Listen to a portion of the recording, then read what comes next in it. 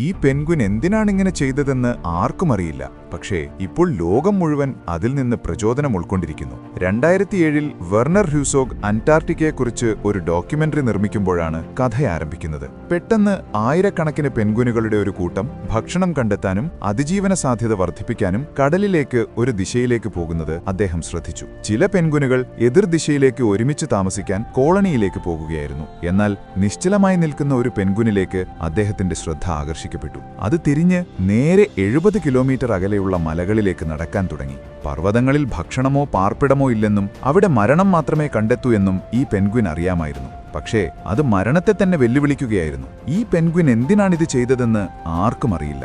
Doctor എയിൻലിയോട് ഇതിനെക്കുറിച്ച് ചോദിച്ചപ്പോൾ, നിങ്ങൾ ഈ പെൻഗ്വിനെ പിടിച്ച് അതിന്റെ കോളനിയിലേക്ക് തിരികെ വിട്ടാലും അത് നിർത്താതെ വീണ്ടും മലകളിലേക്ക് നടക്കാൻ തുടങ്ങുമെന്ന് അദ്ദേഹം വിശദീകരിച്ചു. എന്തുകൊണ്ടാണിത് അങ്ങനെ ചെയ്തതെന്നതിന് ശാസ്ത്രത്തിന് പോലും ഒരു വിശദീകരണവുമില്ല. എന്നിരുന്നാലും ചിലപ്പോഴൊക്കെ ചില പെൻഗ്വിനുകൾക്ക് അവരുടെ സമൂഹത്തിൽ നിന്ന് വഴിതെറ്റിപ്പോകുന്ന ഒരു മാനസികാവസ്ഥയുണ്ടാകുമെന്ന് വിദഗ്ധർ അഭിപ്രായപ്പെടുന്നു. ഈ പെൻഗ്വിന്റെ മാതൃക നമ്മുടെ ജീവിതത്തിന് ഇത്ര പ്രസക്തമായിരിക്കുന്നത് എന്തുകൊണ്ടാണെന്ന് നിങ്ങൾ പറയൂ.